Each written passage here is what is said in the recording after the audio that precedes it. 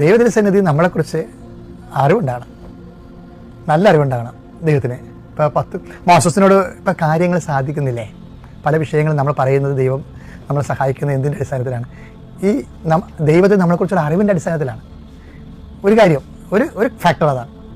ഇപ്പോൾ ഉദാഹരണത്തിന് ദൈവം പറയുന്നില്ലേ, നീ ഈ പറഞ്ഞ കാര്യവും ഞാൻ നിനക്ക് ചെയ്തു തരാം, കാരണം എന്താണ്? എനിക്ക് നിന്നെ അറിയാം. പുറപ്പാട് 33:17. കർത്താവ് മോശയോട് പറഞ്ഞു, നീ ആവശ്യപ്പെട്ട ഈ കാര്യവും ഞാൻ ചെയ്യും.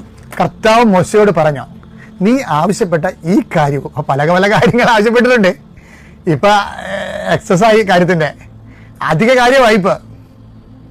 അപ്പം ഈ അധിക കാര്യമാണെങ്കിൽ പോലും ഞാൻ നിനക്ക് ചെയ്തു തരാം. കാരണം എന്തെന്നാൽ നീ എന്റെ പ്രീതി നേടിയിരിക്കുന്നു. നിന്നെ എനിക്ക് നന്നായി അറിയാം. ഇപ്പം രണ്ട് കാര്യങ്ങൾ. അതായത് ദൈവത്തിന് അറിയാവുന്നതിൻ്റെ അടിസ്ഥാനം എന്താണ്? ദൈവത്തിൻ്റെ കൃപയ്ക്ക് പാത്രമാകുന്നതാണ്. അപ്പോൾ ദൈവത്തിൻ്റെ കൃപയ്ക്ക് പാത്രമാകുന്ന കുറേ കാര്യങ്ങൾ മോസസിൻ്റെ നിലപാടിലും നയത്തിനും സമീപനത്തിലും ഒക്കെ ഉണ്ട്. അതാണ് ഇങ്ങനെ ലീഡറാക്കണതിൻ്റെ കാരണം. അപ്പോൾ അതിൻ്റെ അകത്ത് ഒരു കാരണത്തിന് കഴിഞ്ഞാൽ ഇപ്പോൾ അബിമലേക്കുമാരുടെ യുദ്ധമില്ലേ, പുറപ്പാട് 17 യുദ്ധം. അപ്പോൾ മോസസ് പ്രാർത്ഥനയെ യുദ്ധം പോലെ തന്നെയാണ് കാണുന്നത്. ജോഷുവിനെ യുദ്ധം ചെയ്യാൻ വിടുന്ന പോലെ തന്നെയാണ് മോസസ് പ്രാർത്ഥനയെ കാണുന്നത്. താഴ്വാരങ്ങളിൽ ജോഷുവ യുദ്ധം ചെയ്യുമ്പോൾ മലമുകളിൽ മോസസ് യുദ്ധം ചെയ്യും. എന്താണ്?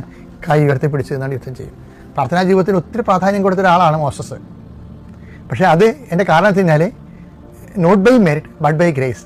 അതുകൊണ്ട് മോസസ് എന്ന് പറയുന്നുണ്ട് പുറപ്പാട് 14:14 കർത്താവ് നിങ്ങൾക്ക് വേണ്ടി യുദ്ധം ചെയ്യും, നിങ്ങൾ മൗനമായിരുന്നാൽ മതി. പുറപ്പാട് 17:11 മോശ കരങ്ങളുയർത്തി പിടിച്ചിരുന്നപ്പോഴെല്ലാം. അപ്പൊ യുദ്ധമാണത്. എന്താണ്? മോസസ് യുദ്ധം ചെയ്തപ്പോഴെല്ലാം, പ്രാർത്ഥിച്ചപ്പോഴെല്ലാം എന്നുള്ള രീതിയിലാണ് പറയുന്നത്. മോസസ് കരങ്ങൾ ഉയർത്തി പിടിച്ചപ്പോഴെല്ലാം ഇസ്രായേൽ വിജയിച്ചുകൊണ്ടിരുന്നു.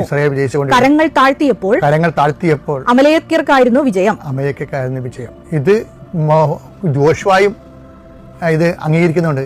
കാര്യം വാളുകൊണ്ടല്ല ഇസ്രായേൽ യുദ്ധം ചെയ്യണത്, കർത്താവിൻ്റെ വചനം കൊണ്ടാണെന്ന് ഉള്ള ആശയം യുദ്ധം ചെയ്യുന്ന ആളിനുമുണ്ട്. അതുകൊണ്ടാണ് അഹ്റോനും ഹൂറും